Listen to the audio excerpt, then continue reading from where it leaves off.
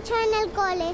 Volver a ver mis amigos, volver a estudiar. Un poco de respeto siempre hay, pero es verdad que ya llevamos 2 años con esto y entonces hay que adaptarse un poco y seguir.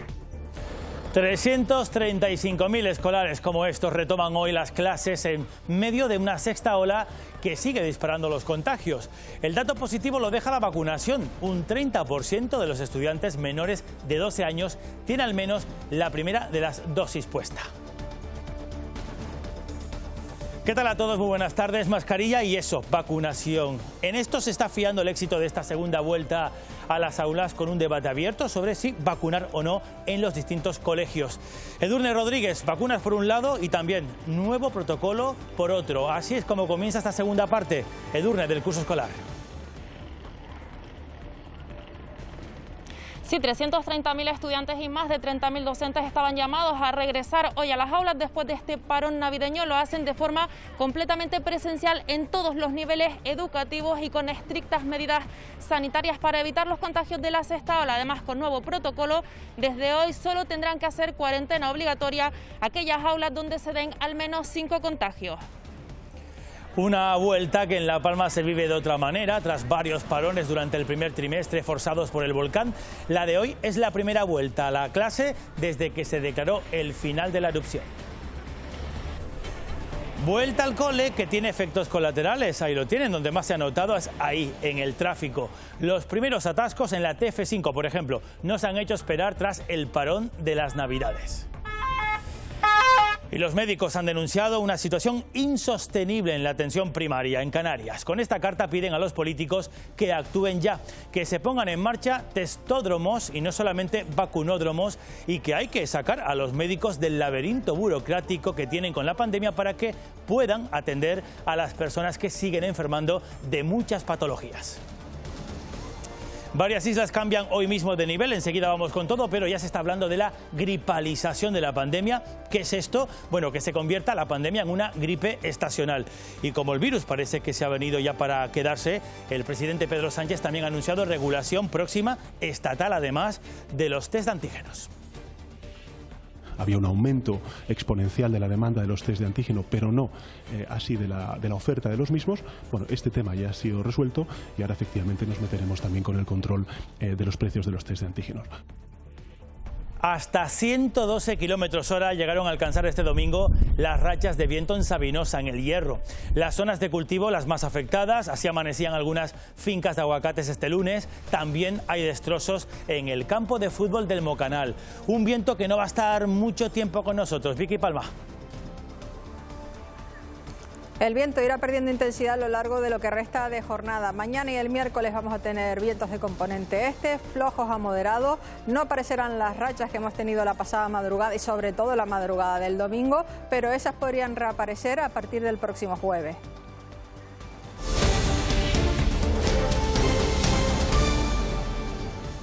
Acabamos de dejar atrás lo peor, la peor semana de la pandemia, con 59 fallecidos y más de 27.500 casos nuevos notificados solo aquí en Canarias. Además hay un dato muy importante para que se hagan una idea. Esta cantidad de contagios, esos 27.000 más, 27.500 suponen pues casi ese 15%, 1 de cada 7 de todos los contagios, más de 185.000 que hemos ido teniendo en estos 2 años intensos y completos de pandemia aquí en Canarias. El otro dato, casi el 60%, bueno, el 60 fallecidos, 59 para ser exactos, nos pone en la peor semana, como decimos, de la pandemia, aunque esa mortalidad es mucho más baja si lo comparamos en proporción que el pico de la última, la quinta ola. Nos hemos preguntado por ese perfil de fallecidos. La mayor parte son, bueno, más de 60 años y sí, padecen patologías previas. La última semana de las fiestas navideñas ha dejado cifras históricas dentro de la pandemia. Ha ido subiendo el número oficial de contagios y de muertes. Si ampliamos el análisis a 14 días, hablamos de 97 fallecidos, el 8% de estos 2 años y más de la mitad de ellos en Tenerife, lo que se corresponde con el número de casos. Pero hay que mirar con lupa estos datos. Si los comparamos con la semana más mortífera de la quinta ola que tuvo lugar entre el 16 y el 22 de agosto, nos damos cuenta de que la mortalidad es muy inferior en proporción a la incidencia acumulada, que es ahora un 370% superior al verano. El perfil además es claro, una persona mayor de 60 años con patologías previas y que ingresa en el hospital a causa del SARS-CoV-2. Desde que empezó la pandemia han perdido la vida en Canarias más de 1.200 personas. Las vacunas son clave. Los enfermos de entre 60 y 80 años tienen 20 veces más probabilidades de fallecer si no están inmunizados. Y dura carta esta que ha hecho pública hoy el Colegio Oficial de Médicos de Las Palmas, que titulan un agónico llamamiento a los políticos. En ella destacan que ahora lo importante es tratar a todos los enfermos, no solamente a los de la COVID. Exigen que se abra espacios para hacer test fuera de los centros de atención primaria porque estos están colapsados. A la población les piden que solo acudan a los centros de salud si se mantiene fiebre alta o tienen problemas de respiración. Concluye la carta, dura por cierto, señalando que ahora mismo se encuentran desbordados tanto física como psicológicamente. Pedro Cabreras, presidente del Colegio de Médicos de Las Palmas, muy buenas tardes. Hola, buenas tardes. Ustedes dicen en esta carta, bueno, ¿se están, le pregunto, atendiendo o no a todos? Y digo a todos los enfermos que llegan ahora mismo a los centros de salud de Canarias. Evidentemente los médicos están ahí, están trabajando a tope y están atendiendo a todo el que llega. El problema es que están sobresaturados, que eso conlleva demoras y conlleva retrasos, pero sobre todo hay algo que a los médicos nos preocupa mucho más. Los enfermos en general saben que los centros de salud están saturados y hay muchos enfermos con enfermedades graves, pero con síntomas incipientes como infartos, ictus, cánceres, que están esperando en su casa a que esto amaine. Y algo que ahora puede ser tratable, al final puede ser una enfermedad crónica, invalidante o incluso puede ser una muerte prematura.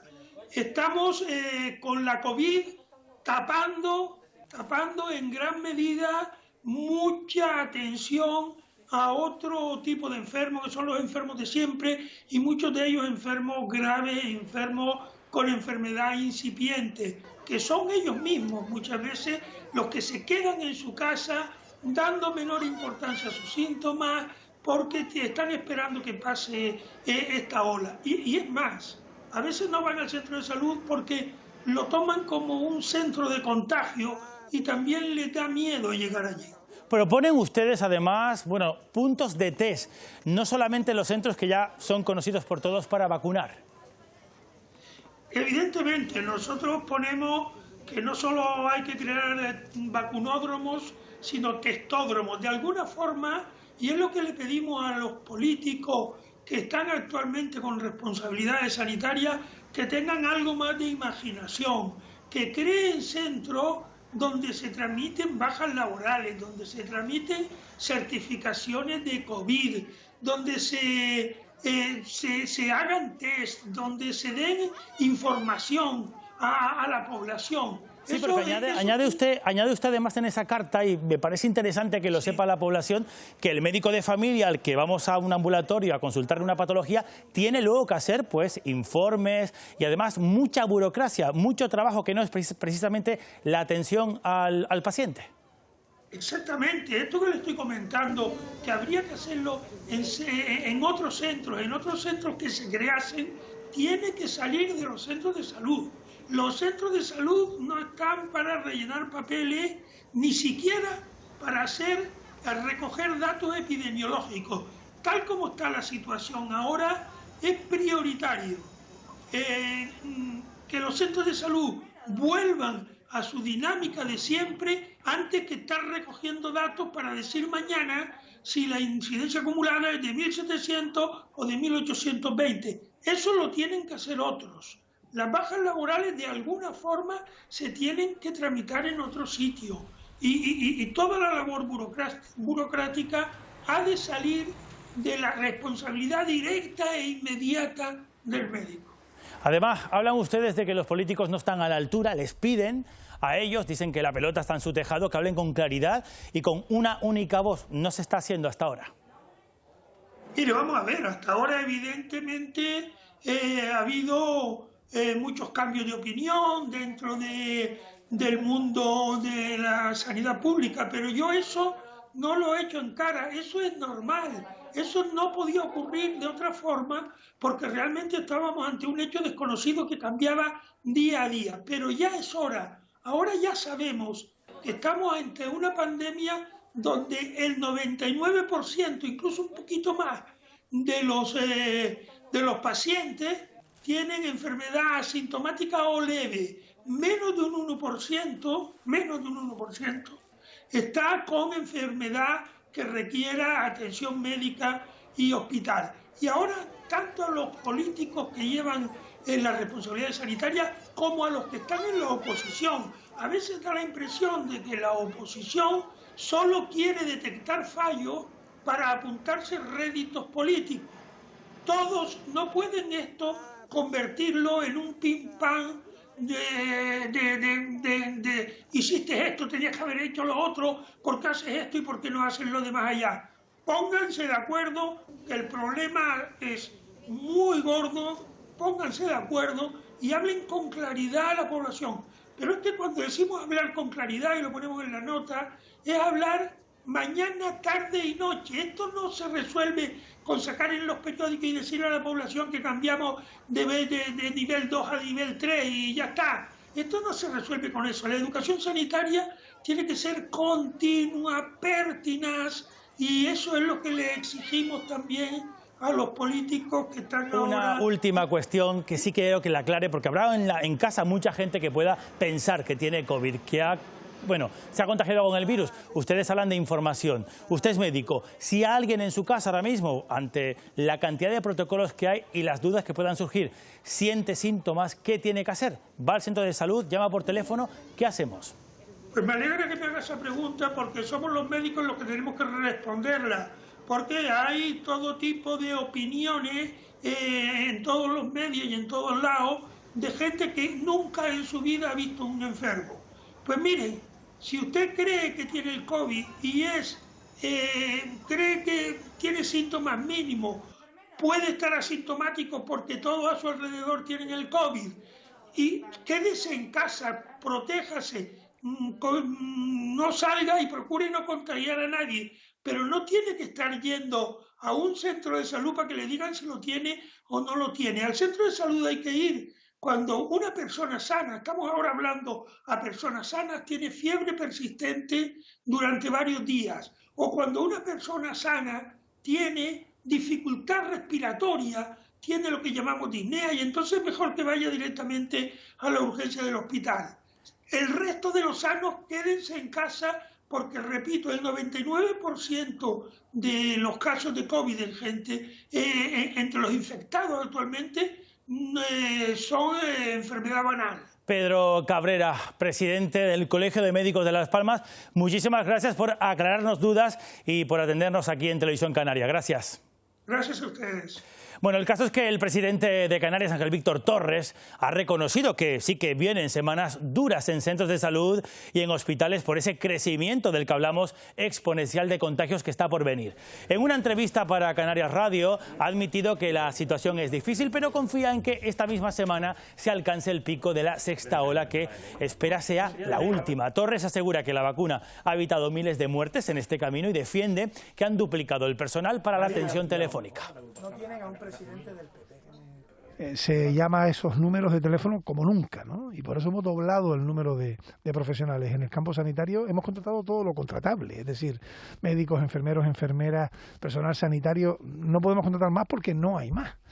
Es decir, la situación es difícil. Si no tuviésemos vacunas, de hecho ahí están los porcentajes de no vacunados que están en UCI, la situación sería de miles y miles de muertos más de los que hemos tenido en Canarias, ¿no? Y digo correctamente, miles y miles de muertos más. Bueno, el presidente de Canarias también estuvo en la radio, en este caso en Cadena SER, el presidente Pedro Sánchez, que ha anunciado que se van a regular los precios para los test de antígenos, que Sánchez no termina de ver vendiéndose en los supermercados, como ya está ocurriendo en algunos países del mundo. Sobre el COVID, el presidente ha apuntado a que se va a convertir, en breve, dice, en una enfermedad estacional, como la gripe. Tenemos las condiciones para que, con precaución, poco a poco, abriendo ese debate a nivel técnico, a nivel de los profesionales de la salud, pero también a nivel europeo, empecemos a evaluar la evolución de esta enfermedad con parámetros diferentes a lo que hemos hecho hasta ahora. Había un aumento exponencial de la demanda de los test de antígeno, pero no así de la oferta de los mismos. Bueno, este tema ya ha sido resuelto y ahora efectivamente nos meteremos también con el control de los precios.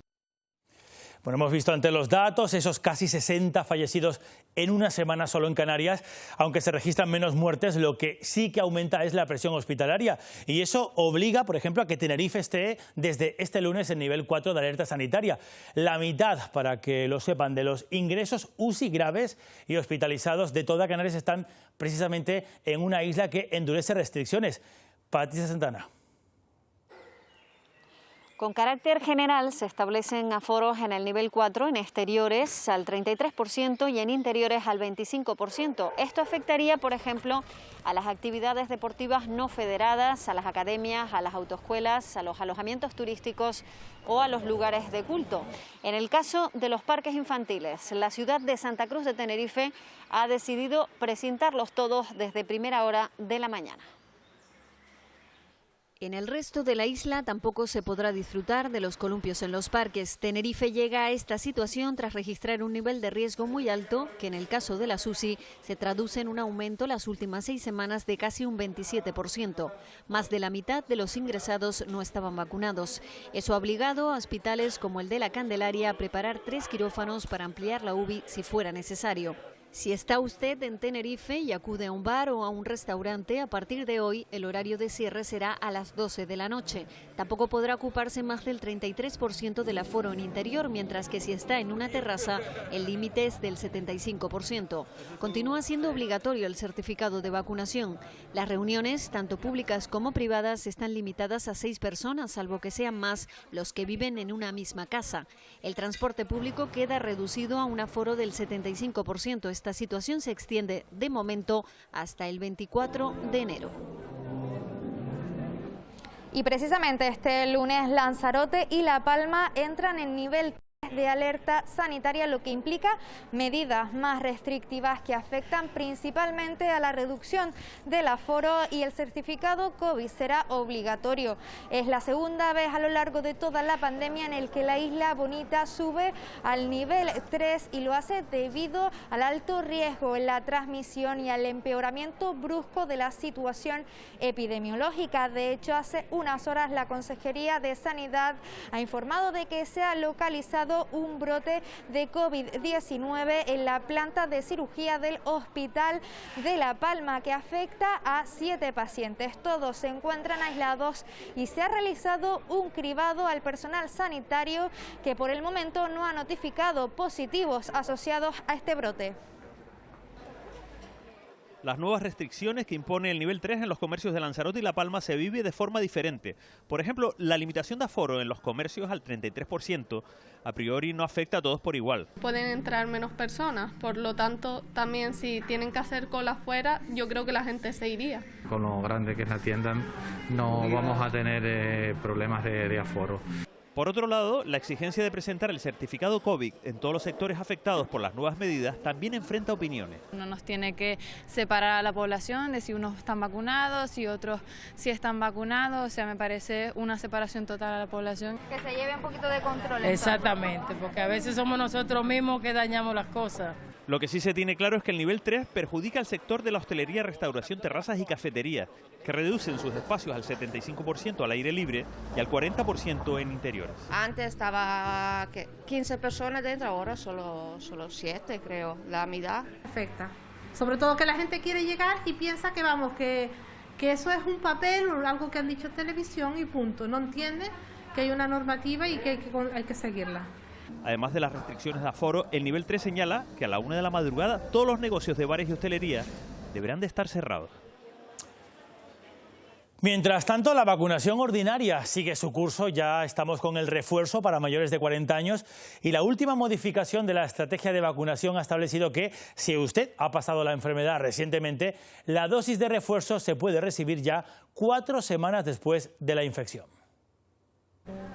536.000 canarios han recibido ya la dosis de refuerzo contra la COVID-19. Tras la última modificación de la estrategia de vacunación, solo hay que esperar un mes desde que se diagnostica la enfermedad hasta que se recibe el refuerzo, siempre que la última dosis se haya inoculado 6 meses antes. Desde el punto de vista inmunológico, a nosotros nos cuesta mucho entender esta medida, en el sentido de que a las 4 semanas de la infección, en gente que mayoritariamente está vacunada, la onda de anticuerpos va a estar alta, va a estar arriba, y consideramos que es demasiado precoz. No es cuestión de repetir una inmunización y otra con el mismo modelo de vacuna, que es lo que estamos repitiendo. Se trata de hacer vacunaciones heterólogas que consigan inducir una inmunidad más efectiva e incluso más duradera. Y mientras en países desarrollados el debate se centra en las dosis de refuerzo, hay estados donde esta fase les queda muy lejos. En Burundi, por ejemplo, solo el 0,3% de la población tiene la pauta completa, en Haití el 0,6% o en Yemen el 1% de la población. Y mientras haya reductos, zonas del mundo donde la vacuna no haya penetrado y no esté la gente protegida, mayor facilidad para que aparezcan variantes. Como ocurrió con Omicron, que surgió en Botswana, o la nueva variante detectada en Marsella, que procede de Camerún. Por cierto, que el ejército se incorpora a la campaña de vacunación aquí en Canarias. 3 militares, enfermeros y auxiliares administrativos van a trabajar desde hoy en el centro de vacunación que está en Infecar, en Las Palmas de Gran Canaria, y otros 3 en el recinto ferial de Tenerife, en la capital tinerfeña. Mientras la Vacuguagua estará esta semana en La Orotava, Tenerife, y junto a la estatua Alfredo Kraus en Las Palmas de Gran Canaria. Bueno, pues en medio de esta vacunación masiva se abre otro debate. ¿Cómo acelerar todavía más la inmunización para los menores? Vacunar en los colegios es algo que ya se ha hecho hace muchos años y que vuelve a estar ahora sobre la mesa. Vacunar sí o no en los centros escolares es otra duda que aumenta con hijos de entre 5 y 11 años. Con todos los problemas que tenemos para que los alumnos tengan un número de clases apropiado, además añadimos algo más que igual se puede hacer de otra manera. Por lo tanto, pues es un tema que, dicho así, sin más, ¿podemos vacunar en los centros? Vale, pero ¿en qué condiciones? El proceso ya se aplica en colegios de Castilla-La Mancha, Comunidad Valenciana, Extremadura y La Rioja, en horario lectivo y previa autorización de los progenitores. Además, en algunos lugares, los más pequeños pueden estar acompañados de un familiar. Nosotros no compartimos esa posibilidad, entendemos que los centros sanitarios son los lugares adecuados. Es un nivel de burocracia que no es competencia del profesorado. Y después también la posible discriminación que se podría crear en las propias aulas. Este sistema ya se había aplicado en los años 80 en nuestro país, con la fiebre tifoidea, la difteria o tétano. Hace muchos años eran capaces de hacer determinadas cosas sin necesidad de pedir autorización. El asunto genera gran debate en la comunidad educativa y sanitaria. Aquí en Canarias se reunirán ambas instituciones este martes para analizar si se pone o no en marcha. Gracias, Carlota, campeona. Bueno, pues con este escenario sanitario que tenemos hoy, este lunes, las aulas han vuelto a abrir, una vuelta al cole. Edurne Rodríguez, con algún cambio, Edurne, en el protocolo y máxima precaución para toda la comunidad escolar, alumnos y también profesores. Sí, regreso a las aulas de forma presencial en todos los niveles educativos y como prioridad absoluta el cumplimiento estricto de esas medidas sanitarias. Canarias mantiene los mismos protocolos que establecía al inicio del curso, pero añade la modificación establecida por el Ministerio de Sanidad, en el cual se avanza que solamente tendrán que ser obligatorias las cuarentenas en aquellas aulas donde se den al menos 5 contagios positivos de COVID. Medidas que, según la Consejería de Educación, van encaminadas a mantener la situación estable. La vacunación entre los menores es prioritario y además añaden que todos aquellos alumnos que tengan síntomas de estar contagiados no acudan a las aulas. Medidas encaminadas, como decimos, a mantener el curso, a que no se interfieran en el desarrollo normal de este curso escolar. Hoy es día 10 y hoy aprovecho en el cole. Ilusión y muchos nervios en este primer día tras las vacaciones. Estoy muy nerviosita. Ya estoy súper nerviosa de entrar al cole. Volver a ver mis amigos, volver a estudiar. Es muy divertido el cole y puedo hacer nuevos amigos para aprender y para tener una buena vida. Un retorno con la máxima precaución y saben bien el porqué. Porque hay virus. Presencialidad y escrupuloso cumplimiento de las medidas frente a la COVID-19. Nos hemos encontrado con esta nueva situación, con esta nueva ola, pero sobre todo pues mucho hincapié en el uso correcto de las mascarillas. Distancia, el tema de la mascarilla, lavado de manos y por supuesto el tema de los grupos burbujas que los respetamos al 100%. Además, es una vuelta que se cumple con un 30,65% de menores entre 5 y 11 años vacunados. Un poco de respeto siempre hay, pero es verdad que ya llevamos 2 años con esto y entonces hay que adaptarse un poco y seguir, porque al final es vivir. Vivir en una normalidad que continúa en esta sexta ola. Bueno, y no hay vuelta al cole sin qué, sin atascos. Hoy hemos recorrido, de hecho, parte de las carreteras que más lo sufren. Jorge Benítez. Acabadas estas vacaciones de Navidad, hoy se retoma el curso escolar y muchos vuelven a sus puestos de trabajo. Un retorno a la actividad que en la autopista TF5 se traduce en kilométricas colas y en todo una pesadilla para los que se trasladan desde el norte hacia las zonas metropolitanas de la isla. Y este 10 de enero, con la vuelta al cole y el fin de las vacaciones de Navidad, las colas regresan a la TF5. A esta hora de la mañana ya hay importantes retenciones desde Tacoronte en dirección Santa Cruz. Pues son las 7:15, salimos sobre las 7 en punto aproximadamente desde la Orotava. Estamos ahora mismo en el Sausal y nos hemos encontrado las primeras retenciones. Aún nos quedan unos 20 kilómetros aproximadamente para llegar a nuestro puesto de trabajo.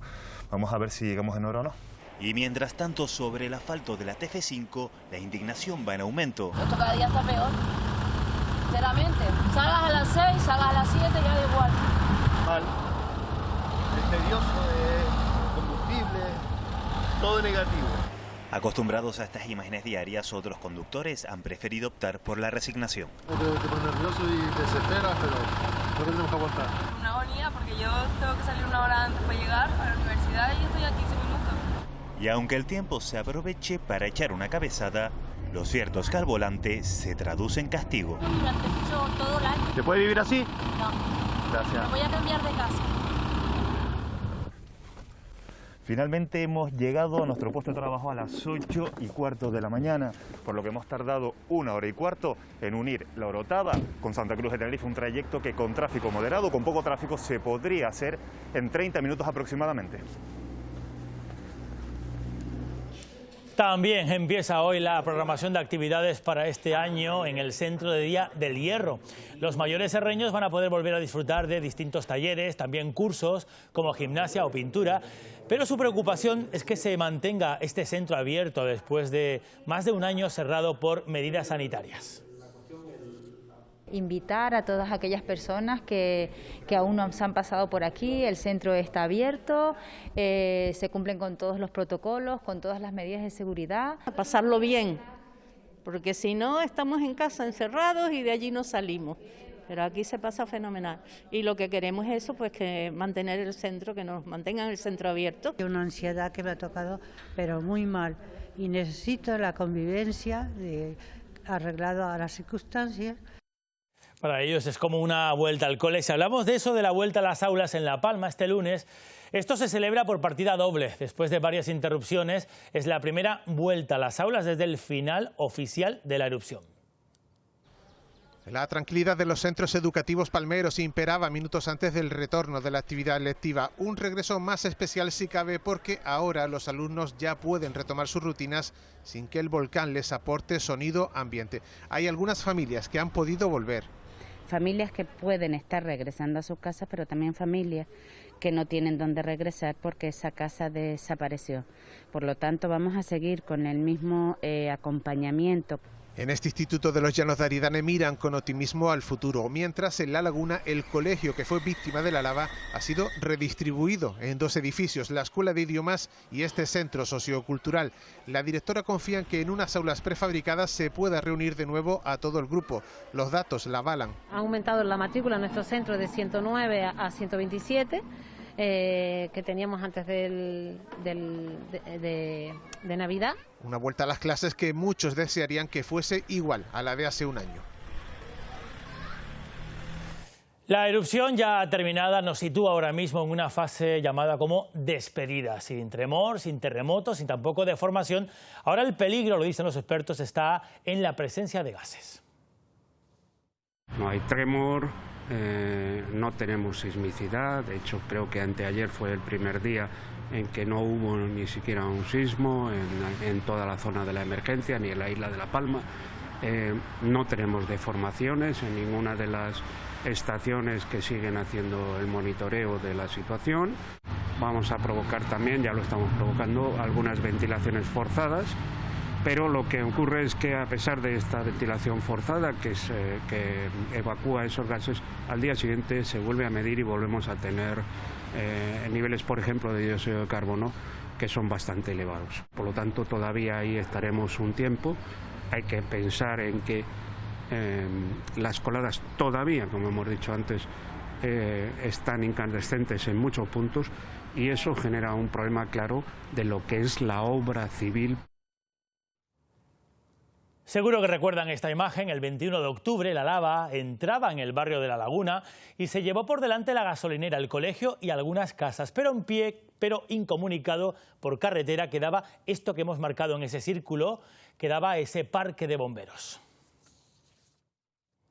Pues desde entonces los bomberos voluntarios de los Llanos de Aridane han estado prestando sus servicios desde otro punto, otro parque provisional. 25 años de historia y más de 14.000 servicios. Este parque de bomberos de los Llanos de Aridane quedó semiaislado por las coladas de lava. Eso impide el normal funcionamiento de sus instalaciones. Pues estamos en un parque provisional que nos ha acondicionado el Ayuntamiento de los Llanos de Aridane y de allí prestamos los servicios de la zona del valle. Y de cada uno de nosotros para poner la ropa cuando vienes a trabajar. Roberto nos muestra el que era su parque hasta que estalló el volcán. El trabajo durante los últimos meses ha sido doblemente duro.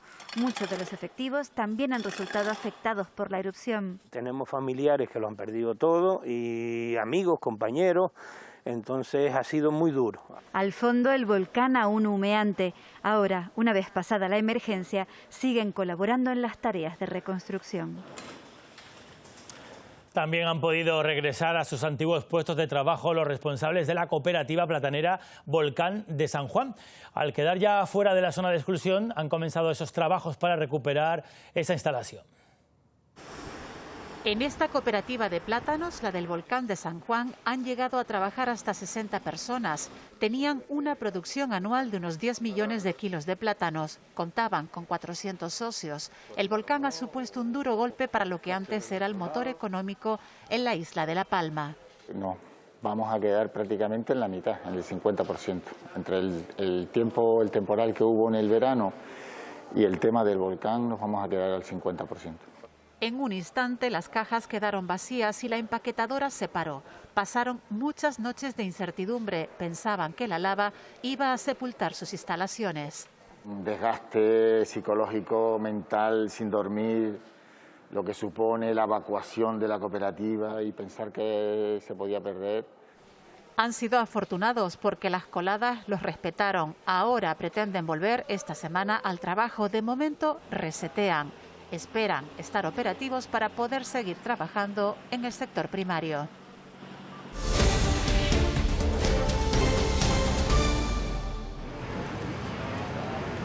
Esta es una de las imágenes políticas del día. La presidenta madrileña Isabel Díaz Ayuso y el secretario general del PP, Teodoro García Egea, llegando juntos a ese acto. Parece que solamente Egea se dirige a Ayuso. Y sentados a la mesa tampoco hemos visto mucha comunicación entre ambos después de meses de tensas relaciones. Ayuso apenas ha cruzado su mirada con Egea, pero sí que ha respaldado en ese acto al líder del PP, a Pablo Casado, no sin antes dejar claro a toda la audiencia que sigue su plan de presentarse a la presidencia de Madrid del PP en Madrid.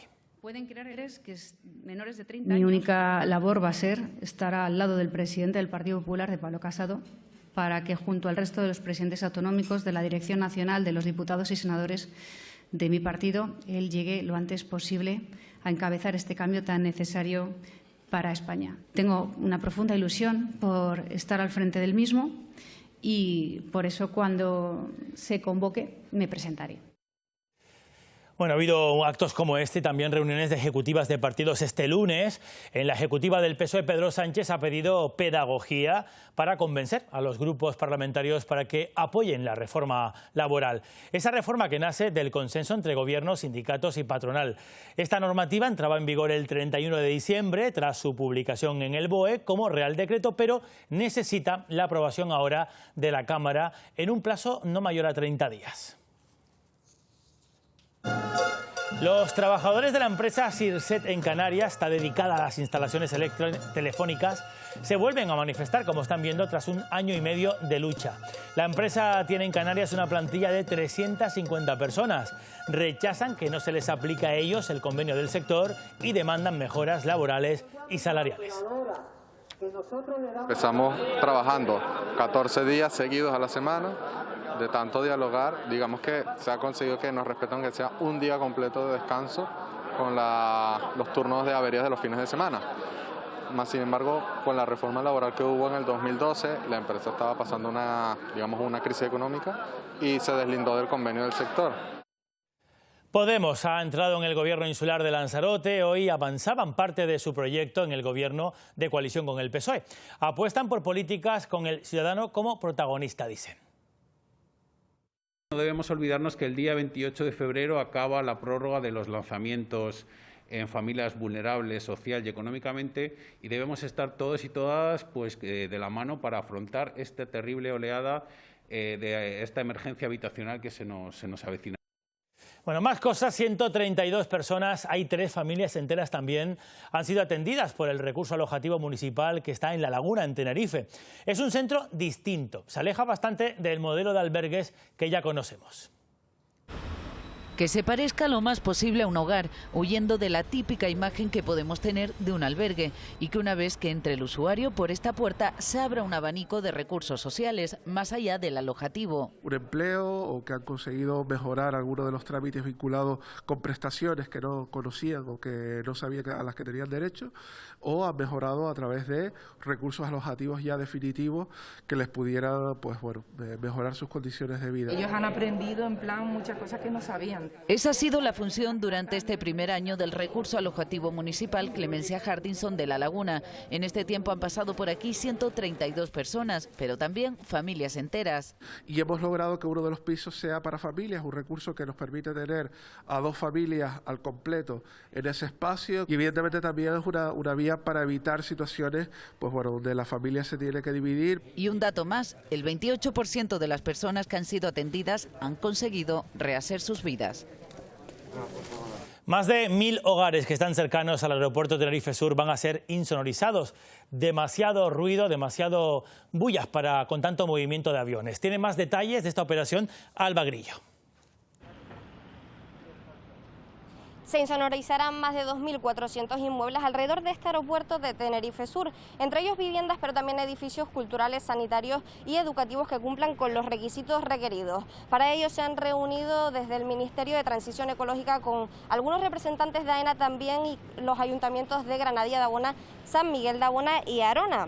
AENA ya habría solicitado a los ayuntamientos afectados el plan de censo de las viviendas que podrían cumplir las condiciones para insonorizarlas. Una vez hecho este paso, se contacta con los vecinos para informarles sobre su derecho sobre el aislamiento acústico y también informarles de los trámites necesarios para ello, siendo esta una actuación totalmente gratuita para los propietarios de las viviendas.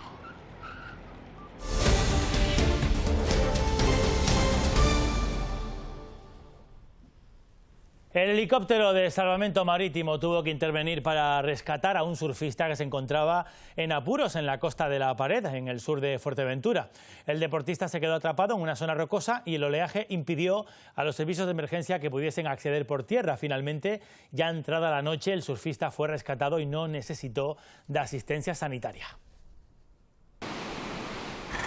En Valencia ha muerto la segunda niña que resultaba herida grave cuando una ráfaga de viento levantó el castillo hinchable en el que estaba jugando. El accidente ocurrió el pasado 4 de enero y se cobró la vida de otra pequeña de 8 años. La policía está investigando lo sucedido. Y hay otro caso doloroso. En Nueva York, al menos 9 niños, 10 adultos han muerto en un incendio en un edificio. La causa podría ser un fallo en una estufa eléctrica. Ese fuego provocó que más de 30 personas ingresaran en distintos hospitales, la mayoría en estado grave. Help me, I got a baby. Can't see nothing now.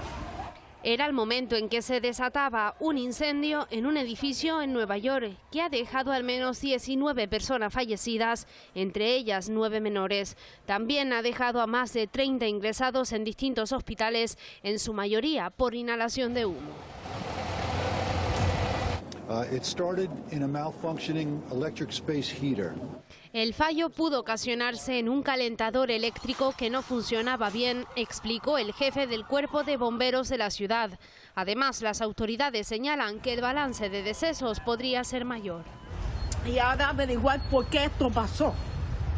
Esa es la pregunta más importante. En total son más de 200 efectivos intentando evacuar a numerosos residentes a través de las ventanas y tratando de acabar con las llamas de un fuego sin precedentes que recuerda a los vecinos y vecinas del barrio de Bronx a la mayor tragedia de este tipo en la historia de Nueva York, el fuego registrado en un club en los 90 en el que murieron al menos 80 personas.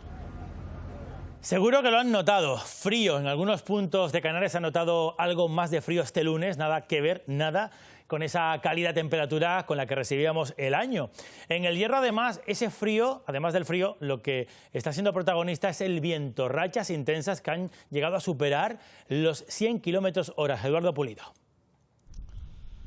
En la localidad del Mocanal el viento se llevó parte del vallado del campo de fútbol, sin embargo donde más ha soplado ha sido en el Valle del Golfo. Ayer domingo en Sabinosa se alcanzaban los 112 km/h y aquí en Las Puntas 105 km/h.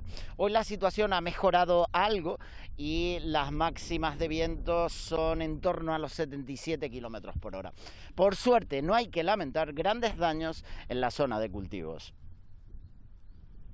Hasta ahora la afección no ha sido mucha, algún que otro plástico aquí y allá, un poquito de daño en los cultivos y bueno, quizás lo más perjudicados hayan sido los aguacates que prácticamente no los tiró todos al suelo. Y en la localidad de Alojera se está construyendo la primera central fotovoltaica en La Gomera. Es un proyecto piloto que incluye también un sistema de baterías que va a servir para desarrollar más centrales de este tipo en otros puntos de la isla. Ana Ramos. Alojera dispondrá de la primera central fotovoltaica de La Gomera. Ya está en marcha su construcción y dispondrá de almacenamiento en batería, lo que permitirá volcar a la red de distribución la energía generada en cualquier momento del día, por lo que podría abastecer el alumbrado público de esta localidad. Es la primera central fotovoltaica, pero no será la única. Ya está proyectada otra en Arur, en el municipio de Vallenanrey. A esto se unirá la construcción de parques eólicos y todo ello junto con la instalación de placas solares en los edificios públicos de la isla que ya se está llevando a cabo. Todo ello forma parte del proyecto La Gomera 100% sostenible, un proyecto que apuesta por las renovables para la isla. Ya hemos llevado a cabo esta acción en edificios públicos y ahora se trata de poner en marcha un proyecto novedoso. Es una planta de captación de esta energía solar en un núcleo de población importante como es Alojera, con una inversión en torno a 1 millón de euros. Y ya está aquí Natalia Cuellar para contarnos. Natalia, muy buenas tardes. Bueno, nuestros equipos del fin de semana que han dejado el líder de segunda salió con vida. Natalia, que no es poco, de Gran Canaria. Un encuentro, Paco Luis, con ritmo y alternativas. Se adelantó Las Palmas con un gol de Viera, pero tras el descanso el Almería logró el empate y la Unión Deportiva lo acusó. Debutó Hernani, idéntico resultado para el Tenerife ante la Morevieta. Los blanquiazules generaron ocasiones, pero solo lograron marcar de penalti. Reforzar la parcela ofensiva sigue siendo prioritario en este mercado de invierno. Y nuevo éxito del vóley canario. El filial del Gran Canaria Ubacer volvió a conquistar la Copa Princesa un año después. No tuvo suerte el Aris en la Copa Príncipe. Hablaremos de esto y también, cómo no, del caso Djokovic, que ha ganado su primera batalla judicial en Australia. Todo esto, Paco Luis, en tan solo unos minutos. Tremendo culebrón ese de Djokovic. Pues sí. Gracias, Natalia. Enseguida vamos con toda la actualidad deportiva. Antes de terminar, se acaban de actualizar y se lo contamos tal y como los recibimos, los datos de la pandemia. Últimas 24 horas, horas 2.584 nuevos contagios y hay que lamentar, seguimos en esa curva ascendente de fallecidos, la pérdida de 6 vidas relacionadas con el COVID. 2.584 positivos y 6 fallecimientos en las últimas horas. Mucho cuidado. Antes de terminar, de hecho, vamos a cerrar hoy con un personaje muy conocido con el que muchos hemos viajado a través de la literatura y también de sus historias que han sido llevadas al cine.